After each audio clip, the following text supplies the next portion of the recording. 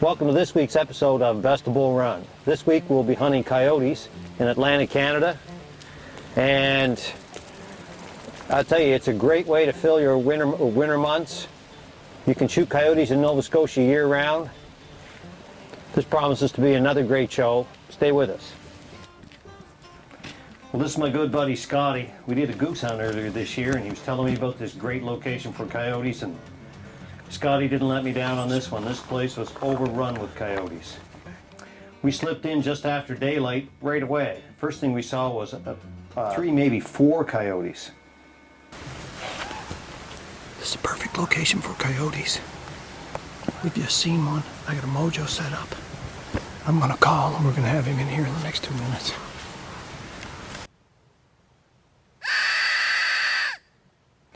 Now in this case I had a .22 Magnum. And Scotty had a Winchester 300 mag.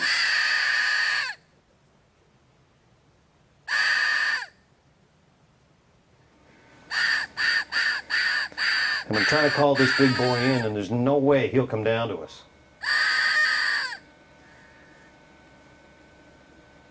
So he's about 340 yards out. And while we're waiting for him to come in, 2 more come in off to our left and walk right out in front of us. We had a mojo set up, and they didn't pay any attention to it at all. These are well-fed, fattened coyotes. And Nova Scotia's coyote population in 2009 is higher than I've seen it probably in the last 20 years. These dogs right now are at about 175 yards. A little out of range for me with the .22 Magnum, but plenty of range for Scotty. I'm going to try to bring him in a little closer.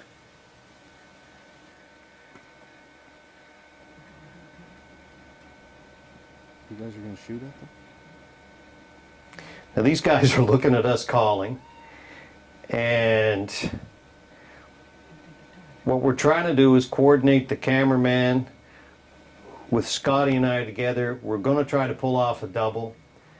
The goal is to pull these 2 dogs into a little closer to us, and they don't want to cooperate. So while we're waiting for these guys to make up their mind, decide what they're going to do, they make it up for us. The coyote on the left, he'll slip out, and then we're down to 1 coyote, and Scotty and I both line up with him. I aim a little high with the .22 mag. He aims right on him with the Winchester 300 mag, and watch what happens. I don't think you can hit him, but then don't say anything. Just fire and roll over. Okay, walk out the 3 of them. Am I shooting? They're both going to shoot. I think we count down. Okay. 1, 2, 3. Got it. Okay, now just reload. You blow. Don't blow, just reload. And that old coyote really didn't know what happened to him. One of the things I can't stress enough, guys, is when you're out predator hunting, your firearm's been maybe knocked around in your vehicle. You really need to, every now and then, fire a couple of rounds and make sure that your firearm is still hitting where it's supposed to be. The last thing you want to do is wound an animal, and a lot of times you put in a lot of hours trying to get that 1 shot, and you want to make that 1 shot count. So anyways, guys, this thing may have taken a knock. I'm going to fire a round through it, and we're going to see where this thing's hitting. And actually I'm using a 75 grain round for the .243.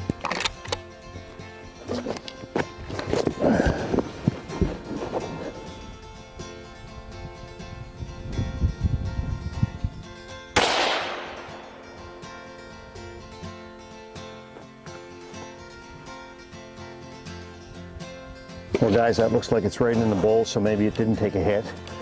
But you can never be overconfident. Never take anything for granted with your firearm. If you think it took a bump, fire a shot and confirm it's still shooting on.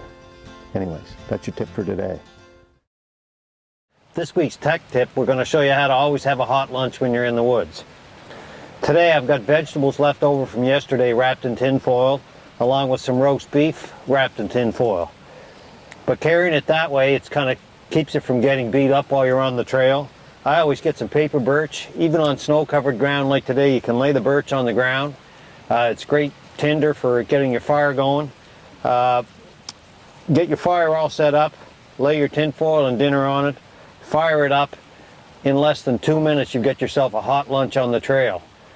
I started doing this over the last couple of years. Wish I'd have done it my whole lifetime. It's an easy, simple thing to do, and it makes all the difference of an enjoyable day in the woods or a cold, hungry day in the woods.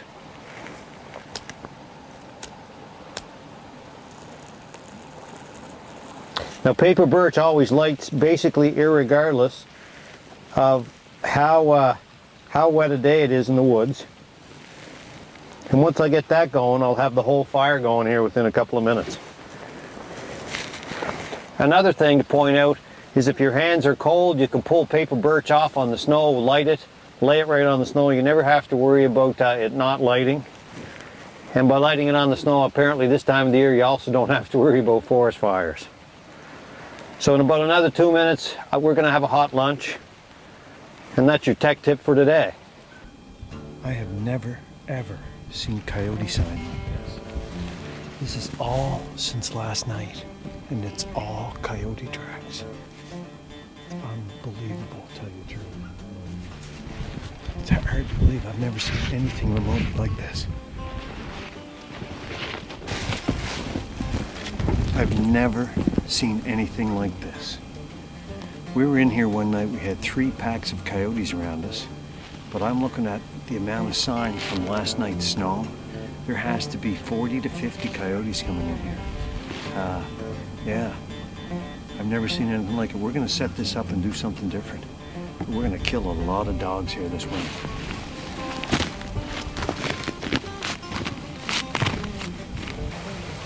So we're on a coyote hunt. We've got fresh snow. We've got bait about 350 yards away. It's just over the peak of a ridge. We've got a lot of crows on the bait, and every now and then they're flaring up, which tells me there's coyotes in there. I can't quite see it from here. On our way in this morning, we probably crossed the tracks of 30 to 40 coyotes. I mean, this place is overrun with them. We're going to kill a lot of coyotes here this year. And so that's not really in the background.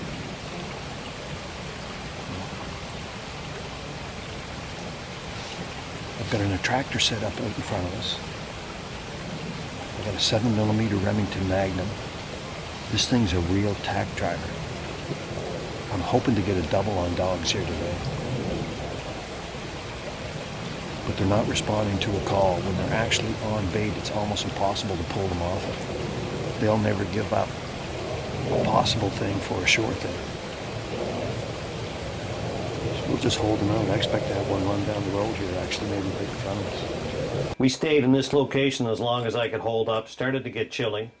Walked up along the tree line, and then I attempted to do a little bit of calling. And I pulled one up over the ridge, and there was no way I could get a shot at him. He popped in, took a look at us, turned around, and the cameraman had spotted him long before I did. I thought I might catch him over the back side of the ridge. We slipped down in, and no luck.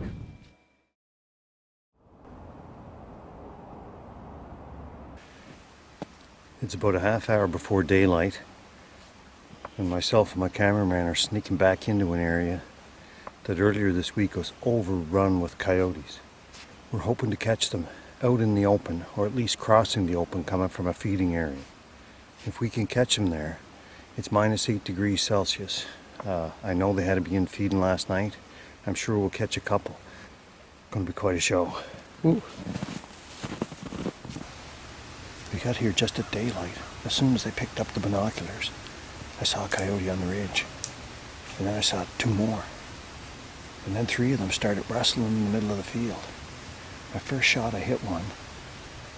See them? They're wrestling. Here, just let video this for a minute. Oh my God, look at that. You keep it going, I'll get 2 at one shot.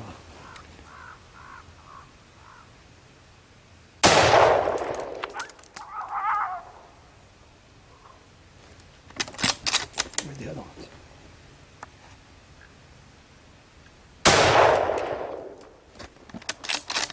My first shot, I hit one. And that's probably at least 300 yards out. And from that point on, they started running. It was pretty crazy.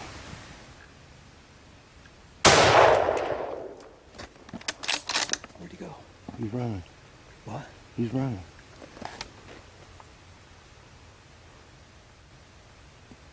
Where'd the other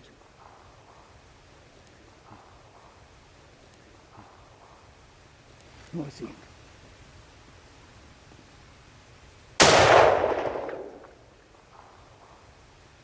He stopped. Better reload. I ran out of my 150 grain bullets. Had to go up to 175s. And I had one on the ridge, and the 175 dropped right in under his feet. Man, I wouldn't be surprised we see another 4 or 5 here.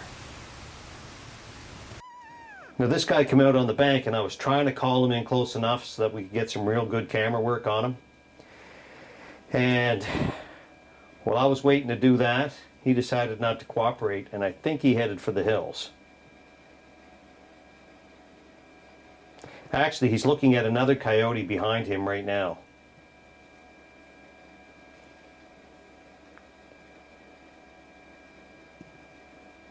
And I'm waiting for the shot. I'm waiting for the shot.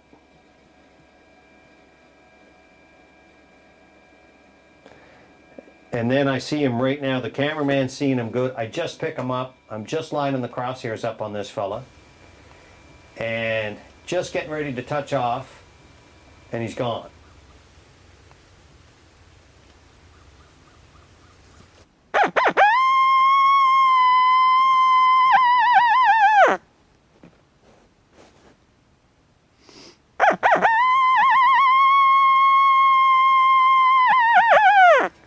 So I shifted locations, seeing if I could call this fellow back out.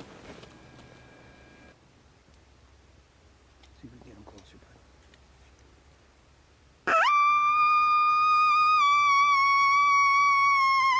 So I'm trying to call this coyote in closer so we can get really good quality footage on him. He's just slightly down over the ridge. My cameraman can see him, but I couldn't. That was probably a 400-yard coyote. I was using one of those long-range scopes and with the rangefinder built in. Oh, there he is, down there. Yeah, this guy was a long way out. Dropped him. What? Dropped him. And I actually held on the 400-yard pin. And he dropped right in his tracks. That was a long shot. He wasn't on the snow 30 seconds, and he had 3 crows on him and a 4th. These things had no mercy on him at all. It was amazing to see, actually. There still might be more coyotes in on that bait. I'm gonna howl. See if I can't get any to come out.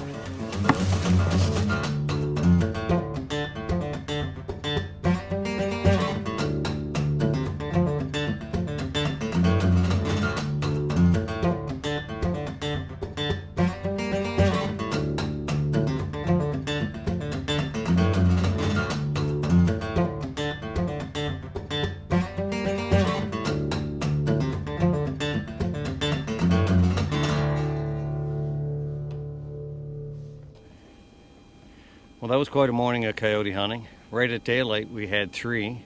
I hit one of those. 2 ran off out of sight. Another one come up on the ridge. I missed him.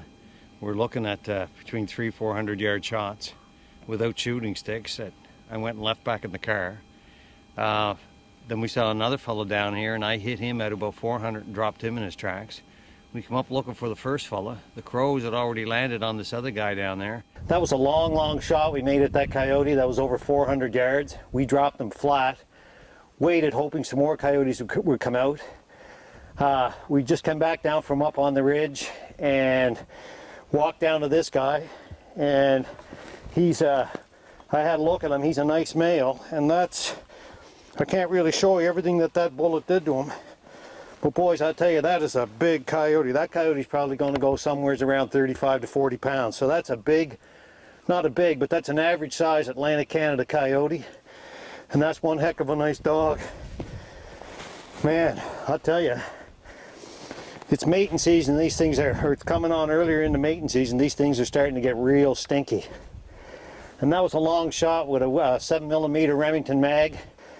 Man, that's a real nice coyote. Boy, he dropped right in his tracks. I'd like to say it was all good shooting, but I think there was a lot of good luck involved too. Man, look at the size of that thing. Woo. Now in this circumstance, we had just been calling.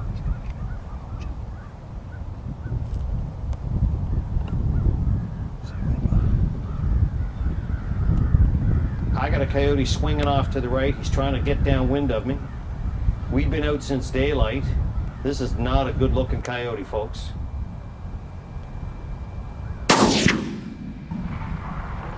And that's what a 7mm Remington mag does to a coyote.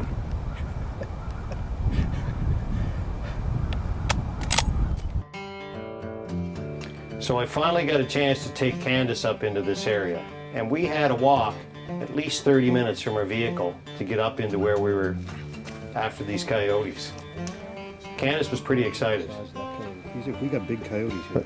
That coyote you just saw run across the screen had to be a 60-pounder.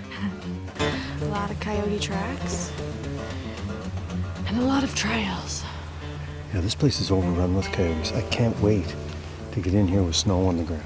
Yeah, snow on the Right. ground. It's I got a new It'll piece be of in the equipment bag. coming in. This is where we want to get with that mighty Adam.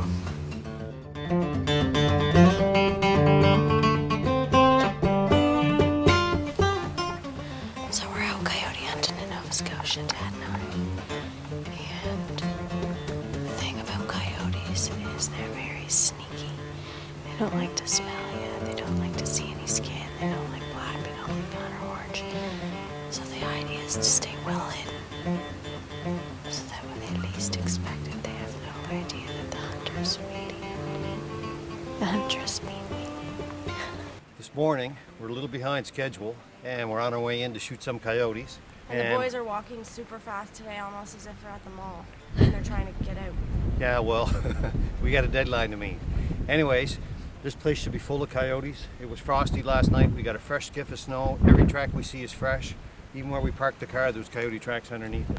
So come on in with us. Let's go get some coyotes. Let's hammer them today.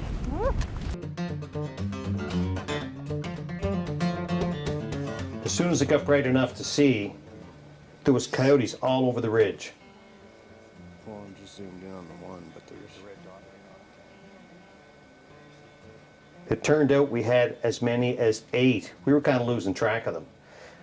What we were trying to do is I wanted the girls to kill 2 coyotes at the same time and catch it on camera, and it proved to be a lot more difficult than we thought. And while we're waiting to get everything to end up happening, the girls are trying to get everything lined up, and unfortunately we run out of time for this week's show.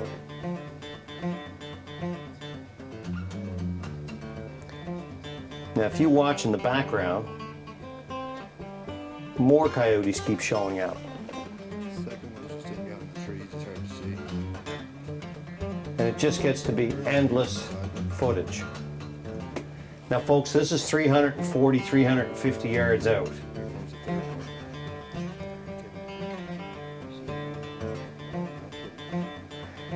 Our cameraman is zoomed in, is seeing coyotes that we can't see with the naked eye. You really got to watch what the girls are saying. They're getting pretty excited right about now. And that's how far away we are. 3 coyotes up in the field. How far are we just now? About 350 yards. They're just relaxing like little dogs.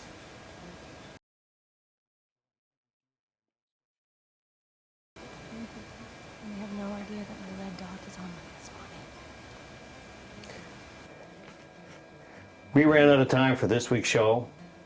You're going to have to come back and follow up and see what happened with the ladies. And you're going to see a whole lot more of what you see right here, right now. Only the thing is, it's going to be the girls doing some of the shooting. One heck of a great way to spend your winter. Thanks for joining us for this week's episode. Best of Bull Run.